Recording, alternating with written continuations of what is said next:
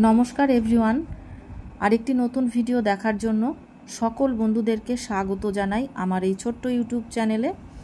আপনারা তো এই তালের পিঠে অনেক রকমভাবে খেয়ে দেখেছেন, একবার এইভাবে এই তালের পিঠে খেয়ে দেখুন।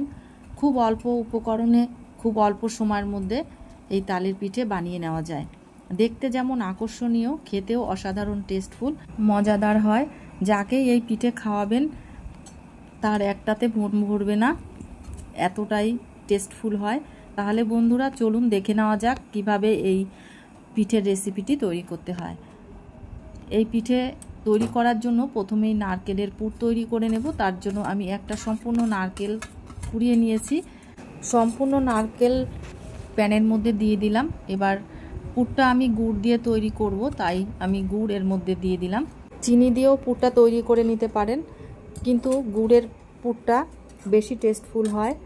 আর এভাবে এবার ভালো করে মিশিয়ে নেব নারকেলের সঙ্গে গুড়টা। আর বেশ অনেকক্ষণ ধরে এইভাবে নাড়াতে নাড়াতে একটা যখন আঠালো ভাব হবে তখন পুরটা রেডি হয়ে যাবে।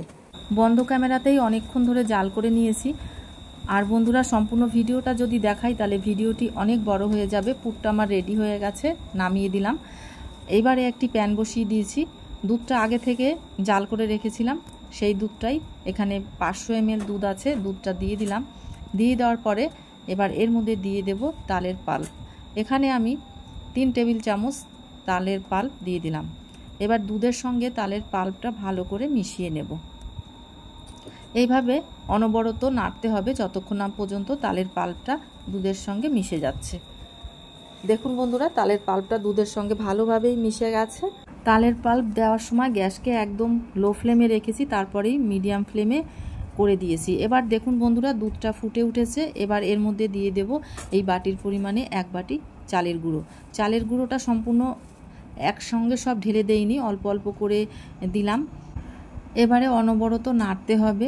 চালের গুঁড়োটা তালের সঙ্গে ভালো করে মিশিয়ে দিতে হবে, যেন কোনো শুকনো চালের গুঁড়ো না থাকে, সম্পূর্ণভাবে তালের সঙ্গে মিশে যায়। এই ভিডিওটি যদি আপনাদের ভালো লেগে থাকে আপনাদের বন্ধু বান্ধবের কাছে শেয়ার করবেন, যাতে তারা উপকৃত হয়, বাড়িতে এই রেসিপিটি তৈরি করতে পারে। আর অবশ্যই আপনারা বাড়িতে এই রেসিপিটি তৈরি করবেন আর কেমন হয়েছে আমাকে কমেন্ট করে জানাবেন। আচ্ছা, এদিকে দেখুন বন্ধুরা, চালের গুঁড়োটা নাড়তে নাড়তে একটা ডোতে পরিণত হয়েছে।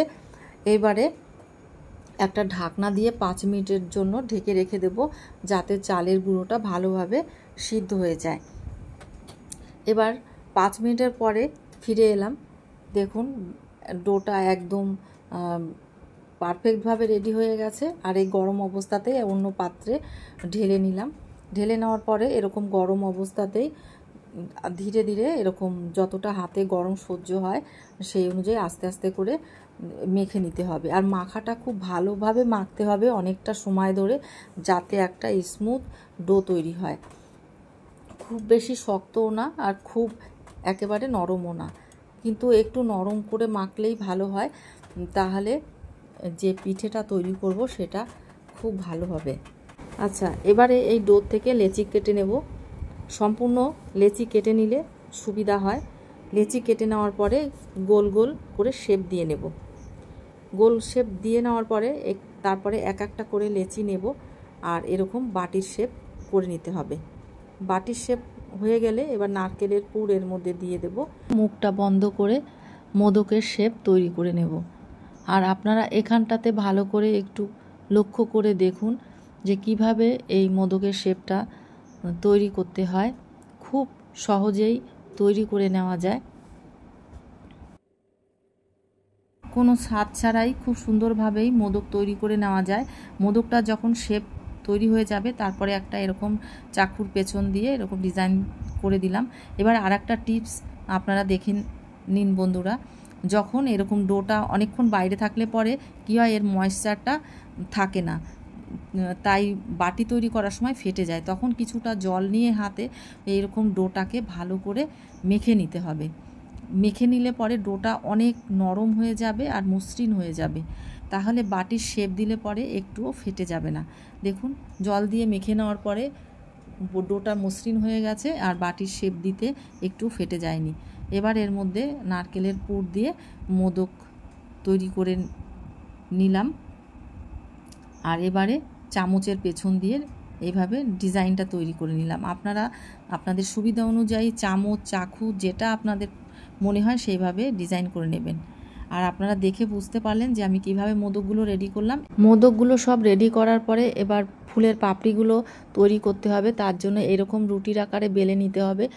তারপরে গ্লাস বা বাটির শেপ দিয়ে একটা সুন্দর গোল শেপ করে এইভাবে কেটে নিতে হবে, তাহলে গোলগুলো খুব সুন্দর হবে।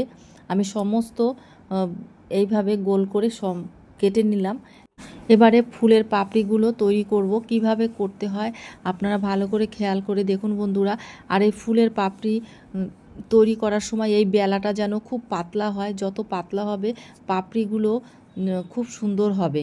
আর এইভাবে দেখুন কেটে নেওয়ার পরে সাইডে এইভাবে আমি জল লাগিয়ে দিলাম। লাগিয়ে দেওয়ার পরে এইভাবে পাপড়িগুলোকে আটকে দেব। এই পাপড়িগুলোকে এইভাবে জল লাগানোর পরে আটকে দিলে একটুও খুলবে না, সুন্দরভাবে এইভাবে আটকে থাকবে। তেলে ভাজার সময়ও একটুও খুলে যাবে না।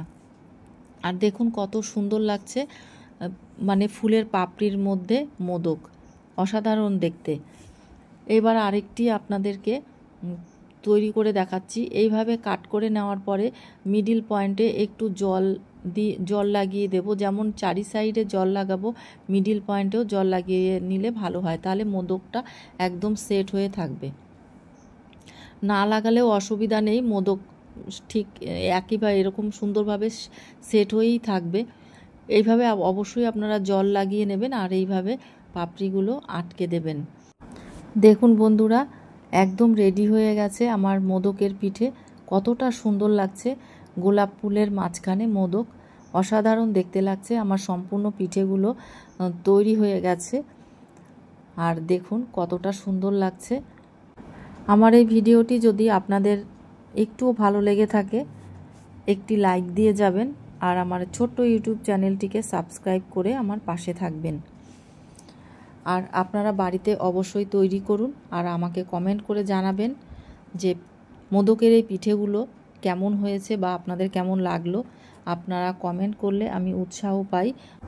কড়াই বসিয়ে দিয়েছি, এদিকে তেল, সাদা তেল দিলাম। দেওয়ার পরে তেলটা যখন গরম হয়ে গেছে তখন এই পিঠেগুলো আলতোভাবে দিয়ে দিলাম।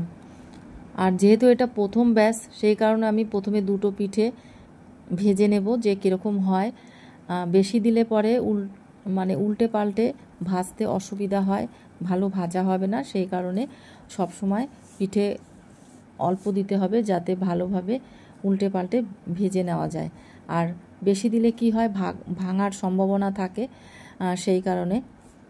আর দেখুন বন্ধুরা, যত ভাজা হচ্ছে কালারটা খুব সুন্দর আসছে। পিঠে দুটো আমার ভাজা হয়ে গেছে, এবারে তুলে নেব। আর বন্ধুরা, এই পিঠেগুলো আপনারা ভাপিয়েও খেতে পারেন, যাকে ভাপা পিঠে বলে। কিন্তু যদি তেলে ভেজে নেওয়া হয় তাহলে 7 দিন প্রায় সংরক্ষণ করে খেতে পারবেন। আর এই পিঠেগুলো চালের গুঁড়ো দিয়ে তৈরি করলে পরে মুচমুচে হবে। যদি আটা বা ময়দা দিয়ে তৈরি করেন তাহলে মুচমুচে হবে না, পিঠেগুলো নরম হয়ে যাবে।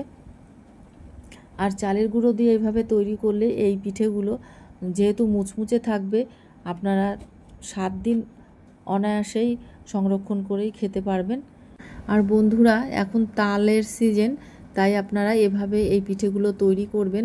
তাল দিয়ে তৈরি করার কারণে কালারটাও খুব সুন্দর এসছে। আর তাল না থাকলেও আপনারা তৈরি করে নিতে পারবেন। চালের গুঁড়ো আর নারকেল যে প্রসেসে তৈরি করলাম ঠিক একই রকমভাবে এমনি তাল ছাড়া তৈরি করে নিতে পারবেন। টেস্টের কোনো হেরফের হবে না, অসাধারণ টেস্টফুল হয়। দেখুন আমার সম্পূর্ণ পিঠেগুলো ভাজা হয়ে গেছে আর কত সুন্দর লাগছে। আমি যেভাবে পাপড়িগুলো তৈরি করেছিলাম সেই একই রকমভাবেই আছে, পাপড়িগুলো একটুও ভেঙে যায়নি। আর মোদকটাও একদম পাপড়ির মাঝখানে সেট হয়ে আছে।